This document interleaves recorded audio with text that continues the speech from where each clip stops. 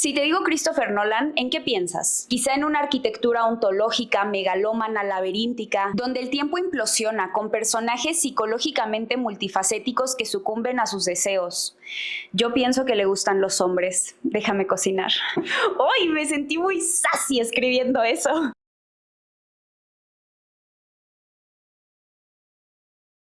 Hola muñequitas, ¿cómo están? Regresamos. ¡Wow! Perdón.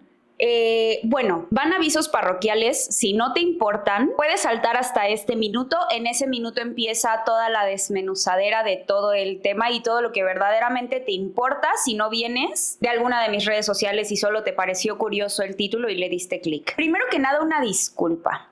Algunas sí me mandaron mensajito y me dijeron de que, oye, ¿por qué te fuiste, loquita? Ay, esto está lleno de pelos. Y sí les dije, o sea, justo dejé unos videos publicados, me mudé, los videos se publicaron mal, entonces los bajé, todos estaban mal, estaba desfasado el audio, no entiendo por qué. Luego, como entre esta mudanza y la locura de la mudanza, dije, luego los arreglo, tampoco tenía computadora, entonces como que se me juntó todo y dije, no lo voy a arreglar hasta que no tenga mi computadora, porque si no voy a estar como haciendo la desidia, ¿no? Y esa desidia de voy a hacer berrinche hasta que tenga computadora me duró hasta esta semana, como lo pueden ver. Pero creo que me dio mucho tiempo para crecer yo como persona, para reflexionar. Siento que igual les voy a dar mejor contenido porque yo soy una persona mucho más sabia. Y dentro de esta sabiduría me di cuenta que no puedo seguir el ritmo de un video por semana. Ya no va a ser un video por semana. Fue un mes un video por semana y luego 6 meses de nada. Porque sí me di cuenta que les estaba subiendo cosas que quizá a mí no me encantaban, pero solo lo subía por cumplir el video a la semana. Entonces creo que prefiero que sí sean como este tipo de hiperfocos, que yo de verdad llevo las últimas 3 semanas solo pensando en esto y siento que es un mucho mejor video. Y este es un disclaimer que quizá las demás personas también tuvieron que haber visto, pero ni modo. Supongo que lo voy a repetir a lo largo de todo el video. Nada en contra de la filmografía de Christopher Nolan. A mí me encantan sus películas. Yo sí recuerdo la primera vez que vi Inception, me voló la cabeza. Sí fue un antes y un después para mí, porque también la vi muy chiquita. Yo creo que sí fue la primera película difícil que vi y que entendí. Bueno, no, que vi. Y sí me hizo interesarme mucho más en el storytelling, en el cine en general, y ahora soy una cinéfila mamadora. Entonces, todo esto yo se lo debo a Christopher Nolan. Guarda un espacio muy importante en mi corazón. Yo te quiero mucho, pero eso no significa que no pueda haber sus defectos. O tú no le dices sus defectos a tus amigos, me lo pregunto yo.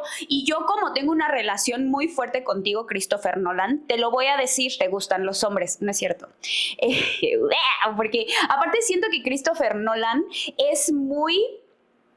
Pues sí, de machito cinéfilo mamador. Yo sí me he encontrado muchas veces en esta situación de es que tú no lo entiendes porque no lo sabes porque eres mujer. ¿Y quién me lo dice? Un hombre, claramente. Entonces, yo sé a qué público le estoy hablando y me da un poquito de miedo porque aparte hay mucha teoría feminista. Quiero que lo sepan. Pero ese es el disclaimer. A mí me encanta Christopher Nolan. No es gay, no le gustan los hombres. Ese es, o sea, les estoy dando la conclusión desde ahorita. No le gustan los hombres, ¿ok? Saquemos eso de el camino. Y también, último disclaimer antes de empezar, habrá spoilers, claramente. Ya, empecemos. El cine de Christopher Nolan ha sido celebrado casi unánimemente por su ambición. Estructuras temporales quebradas, arquitectura onírica, física especulativa convertida en drama humano. Pero detrás de estas composiciones grandilocuentes, planos secuencia que solo se pueden ver de manera correcta en 41 pantallas alrededor del mundo. Y tramas tan complejas que tu amigo mamador jura que entendió saliendo del cine, pero llegando a su casa busca el significado en Reddit. Pero detrás de todo eso se esconde un patrón muy simple y mucho menos comentado. Sus películas están construidas escena tras escena, diálogo tras diálogo, alrededor de hombres. Los protagonistas son hombres, los antagonistas son hombres, los mentores son hombres y los rivales son hombres. Y las mujeres, Nolan, ¿dónde dejas a las mujeres, Christopher Nolan? Pues cuando aparecen, rara vez sobreviven a la filosa pluma de Nolan. Y si es que de alguna manera estaba feliz ese día y logra una mujer sobrevivir a una película completa, en realidad es muy difícil que logre tener algo de importancia significativa. Están ahí para darle motor al protagonista. Y si no, poco importa la mujer más allá de lo que su muerte, su ausencia o su pérdida le hagan sentir al protagonista. Y esto no es algo que yo me esté sacando de debajo de la manga porque soy una misándrica que odia a Nolan. ¿O sí? No es cierto, no. Aquí lo escribí en el guión. No, en realidad sí me gustan mucho sus películas. Como les dije al principio, es un director que a mí me cambió mi manera de ver el cine, que me cambió mi manera de percibir las historias y me adentró, sí, un poquito más al cine, pues ya no tan comercial, ¿no? Que sus películas sí son muy grandes, muy comerciales, pero más un poquito este cine de autor. Me refiero, pasé de ver High School Musical a ver Interestelar a los 13 años. Sí, 13 años, según yo sí salió en 2012, ¿no? A ver, veamos. Ah, no, 2014, tenía 15 años. Mentí. Pero no porque a mí me gusten mucho las películas de Christopher Nolan, voy a dejar de cuestionarme absolutamente todo, ¿saben? O sea, insisto, ustedes no les dicen a sus amigos de que, oye, te estás pasando. Está bien, yo le estoy diciendo a Christopher Nolan, oye, te gustan de más los hombres. Ya, párale. Porque es entonces cuando miras con detenimiento que encuentras patrones interesantes que intersectan casi cada una de las películas de la filmografía de Christopher Nolan. 2 de cada 10 papeles con nombre propio son correspondientes a personajes femeninos. De las mujeres que tienen el papel de esposa, casi todas mueren en la película. Y una gran porción, bastante cuestionable, se desvive ella solita en la película. De las 6 esposas que existen en el cine de Nolan, solo Bárbara Gordon sobrevive a la película y de las otras 5, 4 se suicidan. Este alarmante patrón se puede explicar con el tropo la mujer en el refrigerador, concepto acuñado por Gail Simone en 1999 que describe una tendencia en la ficción que involucra personajes femeninos que enfrentan daños desproporcionados, como muerte, mutilación o agresión, para servir como dispositivo de trama que motiva a los personajes masculinos, un evento conocido coloquialmente como fridging. ¿Fridging? ¿Fridge? Sí, ¿no? La lista original de Simone es de más de 100 personajes femeninos afectados, publicada en el sitio web Women in Refrigerators. Women in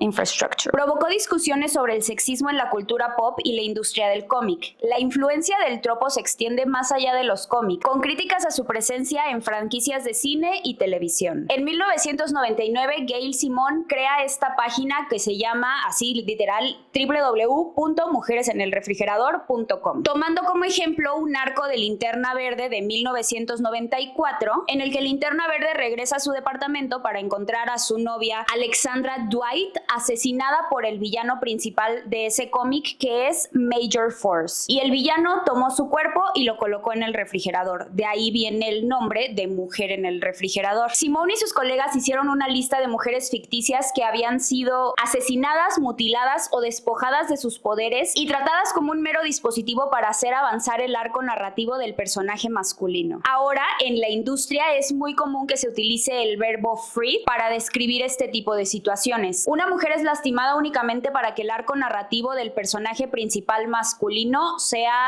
exista. Ya sea que quiera buscar venganza, que se ponga muy triste, que conozca a otra mujer, porque también hay de esas de que, ay, mataron a la esposa y ahora se va a conseguir a una nueva mujer. Jiji. Y este es uno de los tropos favoritos de Christopher Nolan. Adelante con los ejemplos. En Memento, la esposa de Leonard es violada y asesinada. Esos hechos le dan motivo a toda la venganza. Y me van a decir, eso en realidad no pasó, y lo vi en la Biblia y lo imagino. Ese no es el punto, ¿ok? Ella está muerta antes de que la película empiece y es definida solo por su muerte y lo que esto significa para el protagonista. Y nosotros como espectadores nunca la conocemos en realidad, solo la conocemos a través del duelo del protagonista. Julia, la esposa de Hugh Jackman, muere en el truco del tanque y la venganza por su muerte desata una obsesión enfermiza de Wolverine con Batman, que de Batman la película Batman hablaremos más adelante, no Batman Christian Bale, que es el que sale en esta película. Y también en esta película Christopher Nolan dijo premio doble, tropo doble. Sarah, la esposa de Borden Batman, se suicida porque no soporta la doble vida de su marido, que ya al final de la película hace sentido, pero insisto, doble tropo. En la misma película, que revisitando la película me di cuenta que Tesla es Bowie, what the fuck, porque, o sea, también la vi chiquita pues, y yo no sabía que sí sabía quién era David Bowie, no sabía cómo se veía David Bowie sin el uniforme de David Bowie, ¿saben? Me dejó fría. Bueno, esta de veras me da un coraje, porque todavía el cínico de Nolan se atrevió, osó abrir el hocico para decir que Mal, la esposa de Leonardo DiCaprio, es la esencia del femme fatal. Hazme el bendito favor. Ese personaje no es más que una proyección. Únicamente existe en la psique del señor no me gustan más grandes de 25 años. Nada más. Es un recuerdo, no es una persona. Y a mí esta película me encanta, ¿ok? Ya se los dije. Yo veo esta película y digo, wow, falos. ¿Qué? Spoiler de lo que sigue. Pero sí, tiene unos personajes escritos con la cola, femeninos. Y todavía, es que, insisto, eso me da coraje, que todavía se atreve a llamarle femme fatal. ¡Cállate! Mentí. Esta es la que más coraje me da, porque el personaje ni siquiera es canónico, en los cómics no existe. Porque también spoiler relevante de lo que viene al final y también un poquito spoiler de la conclusión. La conclusión es que Nolan es un machito. Es como dijera Romeo Santos, 100% heterosexual. Y no sé si se acuerdan del Batman de los 90s, que era un Batman super camp. Entonces, cuando a él le dan Batman, él dice, yo voy a ser el Batman más 100% macho heterosexual. ¿Qué tengo que hacer para que deje de ser homosexual, Batman? Voy a inventarle un personaje femenino para que sea su interés amoroso. Y nos la presenta para matarla. Hazme el bendito favor. No hay nada de desarrollo de personaje complejo, a diferencia de los otros personajes masculinos, que ellos sí tienen unos arcos, miren, gigantes, más grandes que el Arco del Triunfo. Su muerte únicamente sirve para coercionar a 3 personajes masculinos: Batman, Harvey y Gordon. Solo el 23% de los papeles con nombre son femeninos. En contraposición a Nolan, alguien que a mi parecer podría ser la aproximación más cercana a Christopher Nolan para la crítica hace melodrama masculino y Greta Gerwig para la crítica hace melodrama femenino. El cine de Greta Gerwig tiene 58% de personajes femeninos con nombre y 42% de personajes masculinos con nombre. No me lo pueden decir. Está bien, si me dicen, va a tener más personajes masculinos con nombre porque las películas de Christopher Nolan se basan en hombres, porque todos sus protagonistas son hombres, ¿no? Podrían decirme eso.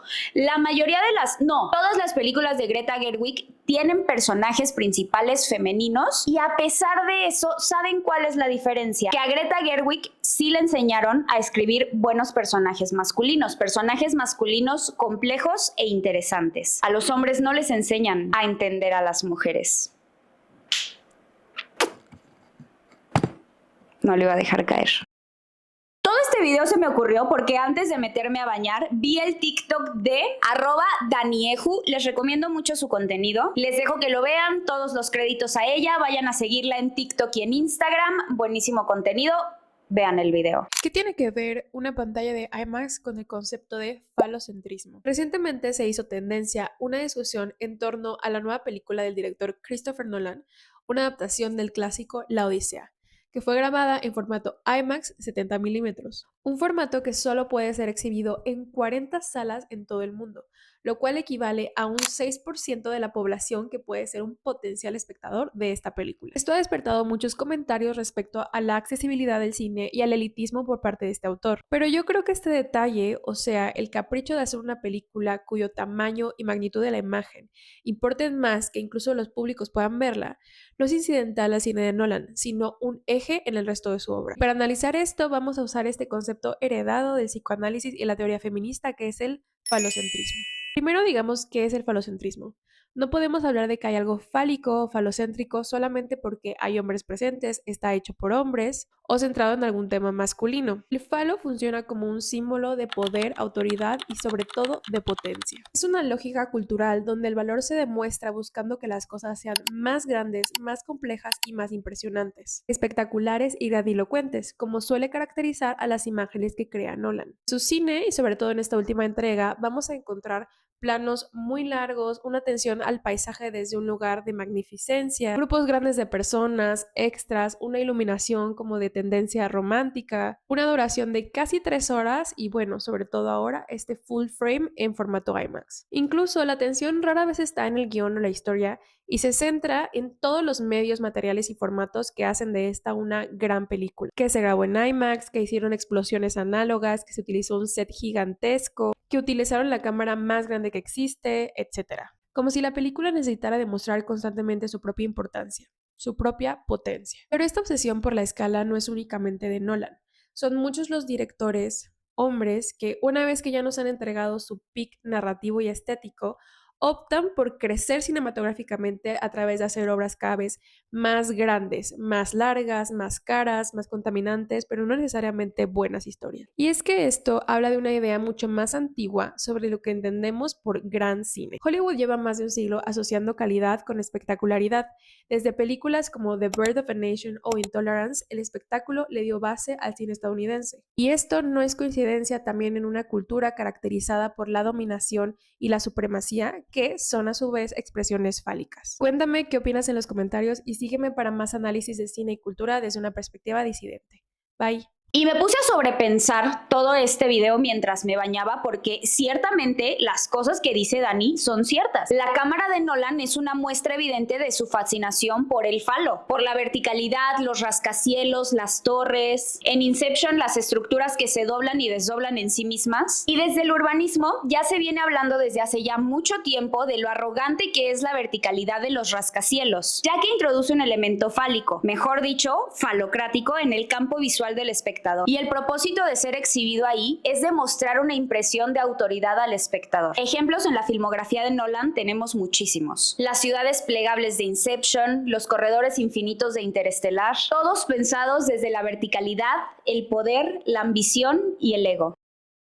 Ahora les hago una inquietante pregunta, público querido. Cuando una película expulsa sistemáticamente a las mujeres del centro de la trama, ¿a dónde va la energía afectiva que normalmente se deposita en la trama de amor 100% heterosexual? A la relación de dos hombres que se aman o se odian, pero ahí están. A la relación de dos hombres. Eve Sedgwick fue una pensadora feminista estadounidense, especializada en los estudios de género, la teoría queer y la teoría crítica. Influenciada por Michel Foucault, Judith Butler, el feminismo, el psicoanálisis y el deconstructivismo, sus trabajos reflejan un constante interés en un amplio abanico de temas y asuntos, incluyendo la performatividad, el performance queer, la escritura crítica experimental y los trabajos de psicoanálisis. Y bueno, si se preguntan por qué les leí toda la autobiografía de esta escritora, es porque me parece alguien que todos deberíamos conocer, y más si te gusta como este tipo de contenido que yo hago, 100% la tienes que tener en tu mente. En su libro Between Men, English Literature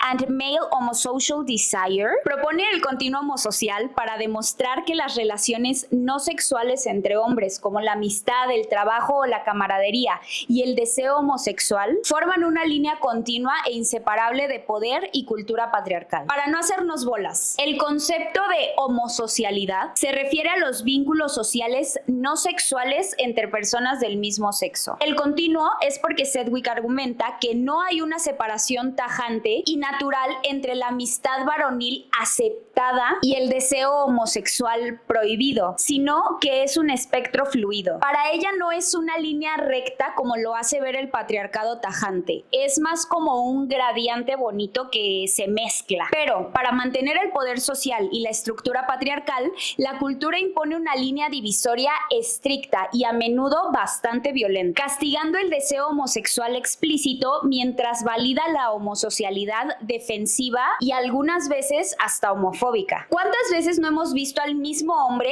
en menos de 5 minutos agarrarle la nalga a su amigo, hacerle una burla de beso cuando se agacha como si le fuera a felar el falo de que hablarle más bonito de lo que le habla a su mamá o a su novia, diciéndole, ay, mi amorcito, ven, abrazándolo, besándolo, y al mismo, así, les digo, en los mismos 5 minutos le dice a su amigo, no seas joto, no seas puto, déjate de joterías. Y Nolan es el ejemplo perfecto del hombre que es tan homosocial que termina siendo homoerótico y homofóbico al mismo tiempo.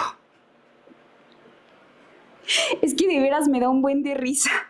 Porque sí es cierto. Pero antes de pasar a los ejemplos, hay otro concepto que quiero rescatar porque me parece importante para entender todo esto. También es de Sedgwick y es el triángulo erótico. Este se refiere a cuando dos hombres compiten por la misma mujer. El vínculo entre los dos rivales tiende a ser más excitante e inquietante y más definitorio de su actuar que el vínculo que cualquiera de los dos pueda llegar a tener con la mujer que en la superficie se están disputando. Pero no, en realidad ellos lo que desean es el uno al otro. La mujer termina no por ser el objeto de deseo, sino el conducto a través del cual los dos hombres se permiten tocarse, besarse, desearse, poseerse y obsesionarse el uno con el otro, sin tener que nombrar explícitamente lo que ocurre entre ambos. La estructura del cine clásico posiciona la mirada masculina o el famosísimo male gaze como la norma desde hace muchísimos años y nos posiciona a nosotros como espectadores como sujeto masculino activo, sin importar si el espectador es hombre o es mujer, ¿ok?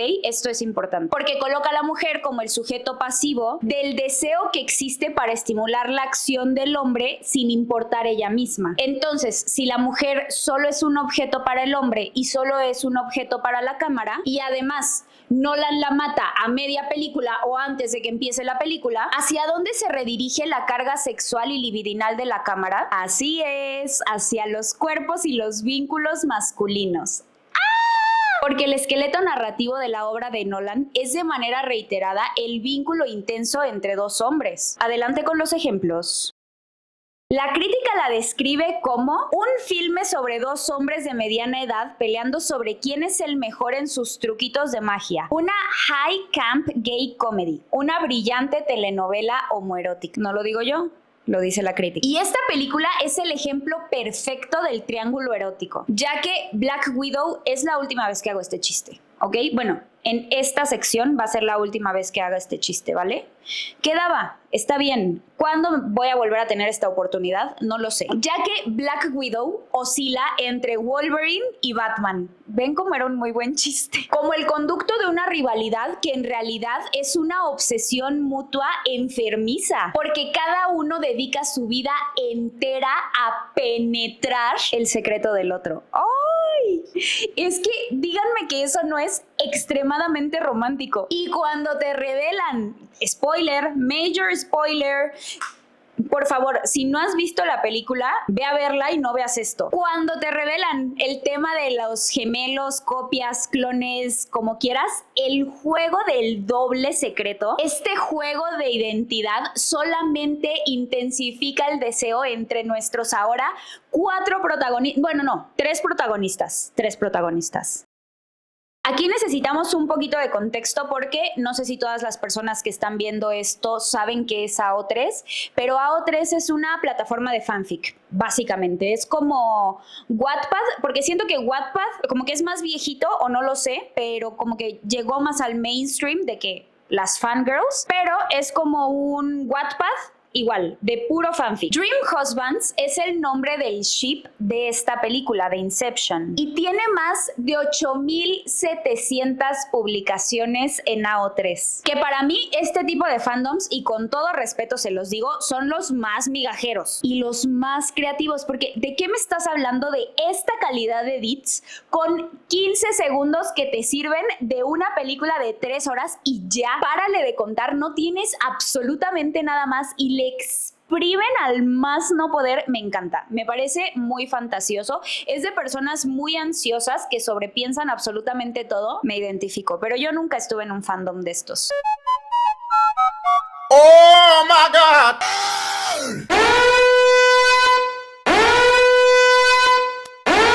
El homosocial de Nolan termina siendo sumamente homoerótico, tanto que da pie a la creación de todo un fandom completo. Ya, otra vez.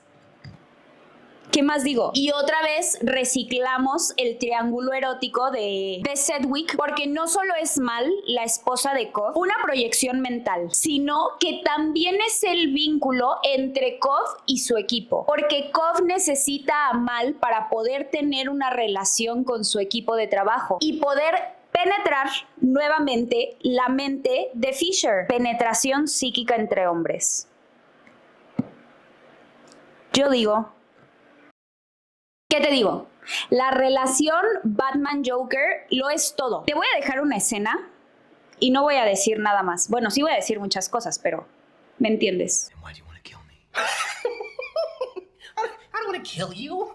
What would I do without you? Go back to ripping off mob dealers? No, you complete me. El Joker jamás va a matar a Batman porque se necesitan mutuamente para existir. La obsesión mutua de estos dos es la relación emocionalmente más cargada de toda la película. No, de toda la trilogía. Muy por encima de cualquier vínculo que Batman tenga con cualquier mujer. Y regresando a cómo se castiga el deseo homosexual explícito mientras se valida la homosocialidad defensiva y homofóbica, el Nolan de Batman. El Nolan de Batman. El Batman de Nolan. La crítica queer lleva años dándole una lectura homoerótica a Batman. Aunque de manera oficial Batman no es gay, en los cómics está escrito de manera heterosexual y ha tenido intereses amorosos a lo largo de su historia en los cómics. Además de tener un hijo, existe un largo debate cultural sobre el contexto homoerótico de la franquicia. En 1954, el psiquiatra Frederick Weatherman publicó su libro La seducción de los inocentes, donde afirmó que la relación entre Batman y Robin fomentaba fantasías homosexuales. ¿Y qué hizo DC para disipar las dudas sobre la sexualidad de Batman? Crear personajes femeninos como Batichica. Y luego tenemos lo que ya platicamos, Batman Forever y Batman y Robin, que son los Batman de los 90s. Estas películas son de Joe Schumacher, no sé cómo se pronuncia, una disculpa. La verdad es que yo nunca he sido muy fan de Batman, si soy honesta. Pero fueron las películas que estuvieron justo antes del Batman de Nolan. Pero las películas son extremadamente camp, que si me dijeras que el director es uno de los directores de los musicals de RuPaul's Drag Race, fácil te lo creía. Colores neón predominantes, pelucas increíbles, vestuarios extremadamente dramáticos y los batipezones. No olvidemos jamás los batipezones, las batitetillas. En el guión escribí batichichis. Y no me pueden decir que esto y esto no son un cambio drástico de estética para... ¿Cuántos años pasaron? ¿5 años? Bueno, no, como 10, ¿no? Por aquí les dejo.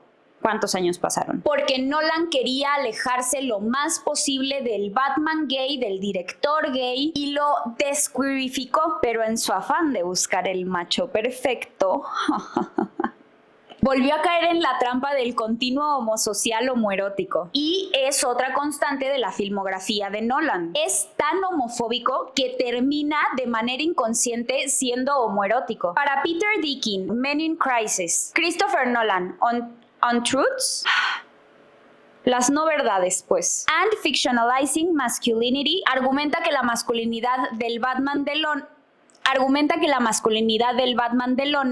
Nolan, ¿por qué quiero decir Lonan? Argumenta que la masculinidad del Batman de Nolan es learn and then perform, aprendida y luego actuada. Y esto nos revela la naturaleza imitativa del género. No es que el género sea intrínsecamente masculino y el macho es este hombre oscuro, traumado, que no puede revelar sus emociones. En realidad es algo que es aprendido y luego lo replicas. Esa es la palabra que quería buscar. Y también lo describe como un performance paternalista de la masculinidad, haciendo a Batman un cowboy, consecuencia del 9/11. A mí me parece que esa frase es bastante autoexplicativa, no... nada más. O sea, ese autor verdaderamente dijo... Me salió muy feo ese mic drop, perdón. Y también, disclaimer, no es que yo esté diciendo que Christopher Nolan es abierta y activamente homofóbico. Quizá ni siquiera se dé cuenta. Y también por eso es importante hablar de este tipo de temas, porque así va a haber más hombres que van a decir, yo llego a ser tan homosocial que soy homoerótico. Y les digo, quizá Christopher Nolan tampoco lo nota cuando está escribiendo, pero la naturaleza del patriarcado, como ya lo vimos, es homosocial, homoerótica y homofóbica al mismo tiempo. Son cosas que no se hablaban y que los hombres ya tienen muy incrustadas en su cerebro porque, insisto, es el performance de lo que creen que es la masculinidad, de lo que se les enseñó y lo que sus papás les enseñaron y lo que los abuelitos les enseñaron a sus papás que es la masculinidad, y en realidad la masculinidad solo es un performance de la masculinidad. Y otra lectura queer de The Dark Knight es el Joker vistiéndose de enfermera para entrar al hospital a ver a Harvey Dent, porque cae en el tropo extremadamente homófobo de el villano desviado, el villano rarito, el villano homosexual, el malo afeminado que se viste de mujer. El de Batman fue muy largo, así que con el del otro Batman seremos más chiquitos y más concisos, ¿vale? La trama principal es la relación de dos hombres, atrapados en distintos pliegues del tiempo, que encuentran calidez y afecto en la compañía el uno del otro, hasta que la estructura temporal de la historia los separa. Este es el ejemplo que le encanta citar a los detractores del homoerótico falocéntrico de Nolan, ya que aquí sí hay más mujeres protagonistas y por primera vez en su carrera, Christopher Nolan grabó a dos personas fornicando. Bueno, fingiendo que fornicaban, explícitamente. Ay, pero mejor mierda Christopher Nolan, porque toma personajes femeninos extremadamente relevantes para la historia del mundo, relevantes para movimientos sociales como el movimiento comunista de todo el mundo y específicamente de Estados Unidos, que era muy complejo y complicado ser comunista en Estados Unidos en esas épocas, y los reduce a intereses amorosos, arrebatándoles el derecho a ser personajes complejos como lo son la mayoría de los personajes masculinos que se encuentran en la película de Oppenheimer. Y para que ni sean las mujeres la relación principal de la película, porque el vínculo emocional más fuerte que tiene Oppenheimer es el de su enemistad con Strauss. Rivalidad, celos, admiración y traición son el verdadero motivo de la película, no las dos mujeres que ama. Y también jamás te voy a perdonar que hayas reducido la fascinante historia de Jean Tatlock a una mujer heterosexual loquita. Cállate. O sea, es que de verdad, vean la película, véanla con estos ojos y se van a dar cuenta que aunque Florence Pugh le intentó meter un poquito más, no todo está perdido. Y sería absurdo y grosero, poco profesional de mi profesión como investigadora, no incluir la única excepción en la filmografía de Christopher Nolan. Pero spoiler, esto para mí no basta para refutar mi tesis, ¿ok? Por eso sí se terminó de hacer este video. El ejemplo más citado para defender a Nolan cuando se nombra su pésima escritura de personajes femeninos es Interestelar. En esta película el corazón emocional e indiscutible es Murph, la hija de Cooper, que con su gran inteligencia logra salvar a toda la humanidad. Porque yo no creo que él no sepa escribir personajes femeninos complejos. Esta excepción a la regla nos demuestra que sí puede escribir personajes femeninos complejos,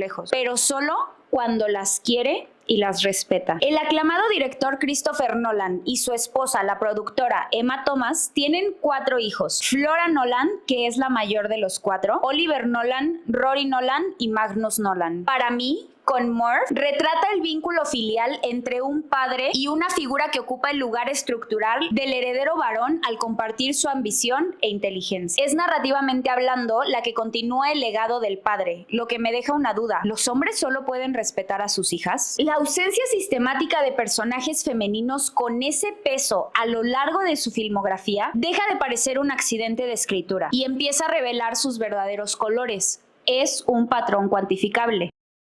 Pues bueno, ya para ir cerrando, ya que expuse absolutamente todos mis puntos, pasemos a la conclusión. No, el cine de Christopher Nolan no es homoerótico porque sus personajes masculinos se deseen abiertamente. Es homoerótico porque su falocentrismo estructural vacía sistemáticamente el lugar que debería ser ocupado por el deseo heterosexual y dramático hacia las mujeres. Y ese vacío no se queda vacío, es ocupado por una intensidad obsesiva y a veces hasta destructiva por el vínculo masculino masculino, ya sean mentores, discípulos, rivales que se obsesionan el uno con el otro, compañeros que viven, mueren y aman entre las sombras de una trama que en la superficie trata de una cosa: magia, sueños, física cuántica, la bomba atómica. Nolan solo es un hombre promedio que creció en una época en la que ser homosocial era la norma, pero por eso es importante hablar de este tipo de temas, para darnos cuenta de los sesgos que estamos cometiendo de manera quizá involuntaria. No, Nolan no es gay, no le gustan los hombres. Es solo que quizá jamás le enseñaron a amar de verdad a una mujer. El falocentrismo y el homoerotismo no son dos rasgos separados de su obra. Son la misma estructura vista desde dos ángulos distintos. Cuanto más se esfuerza Christopher Nolan en quitar a las mujeres del centro de la trama, más obliga al espectador a buscar una relación intensa en la pantalla. Pantalla en la que solo quedan dos hombres. En conclusión, para mí la filmografía de Christopher Nolan es un cine que no sabe amar a sus mujeres y precisamente por eso no deja de amar a sus hombres. ¡Qué fuerte, amigos! Oigan, cuando terminé de escribir esto, yo estaba ahí en mi pantallita así. Bajé y le dije a mi esposo, ya, mic drop, vámonos a ver qué comemos, porque no habíamos comido. Pues sí, no es culpa de Christopher Nolan ser homosocial, homoerótico y homofóbico. Es culpa de la sociedad. Dijera el Joker, vivimos en una sociedad, pero es de Estados Unidos. Esperen, no busqué nada de su biografía. Yo nada más dije, lo voy a criticar. Británico-estadounidense. Creció en los 70s, claramente es lo que es, ¿saben? O sea, sí, pues, no sé. Siento que a este punto de la vida ya puedo entender mucho a las personas desde el lugar en el que vienen, y entiendo del lugar en el que viene Christopher Nolan, de ser un hombre blanco, británico, de doble nacionalidad, que seguramente creció con dinero. Pues sí, me hace muchísimo sentido que sea homosocial, homoerótico y homofóbico al mismo tiempo. Pero, ya no sé cómo terminar.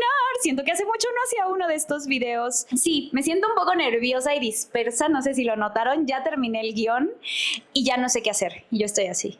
Pero pues sí, puedo ser muy empática con él, lo entiendo, no va a dejar de gustarme su filmografía porque no puede escribir buenos personajes. ¿Me va a dejar de gustar él un poco más como director? Puede ser que sí, por los principios y pensamientos que yo tengo, que digo, pues güey, si no me quieres incluir, ¿por qué yo voy a ser tu público, no? Fui a ver La Odisea, aún cuando estaba en escritura en pensamiento este guión. Claro, me quejé de La Odisea y de lo mal escritas que están los personajes femeninos. Claro, porque hay que cuestionárnoslo todo siempre. Yo creo que ya con esto podemos cerrar. Todavía me siento un poco nerviosa, quiero que lo sepan. Me estuve parando mucho, me estuve haciendo muy mensa. Yo de que, tengo calor. Sí hace calor. Ya estaba sudando un poquito hace rato, ya no estoy sudando. ¿Qué hora es? Con razón ya tengo hambre, ya es tarde. Pues nada, espero que les haya gustado mucho este video. Cuéntenme ustedes qué opinan, qué les pareció. Abramos un debate tranquilo, un debate civilizado, un debate muy amable. Creo que tú y yo podemos ser amables. Christopher Nolan no va a ver esto, porque ni siquiera habla español. Es que no sé por qué tengo un poco de miedo. O sea, les digo, terminé de escribir, yo dije de que terminé muy sassy. Bajé, le dije a mi esposo y le dije, tengo miedo, porque siento que voy a llegar a un público que no es mi público meta. Y yo ya llegué a un público que no es mi público meta con el primer video que subí aquí a YouTube y no me encantó. Borré muchos comentarios, quiero que lo sepan. Porque siento que las girls lo vamos a entender. Ya no me gusta usar el término las girls porque, eso será otro tema aparte. Si hay algún tema del que les gustaría que habláramos, díganmelo en la cajita de comentarios y yo puedo ver como más o menos por dónde lo podemos llevar, qué me parece y así. Estoy muy feliz de regresar. Espero que a ustedes les haya gustado mucho. Cuéntenme qué les pareció en los comentarios y pues nada, nos vemos luego. Bye.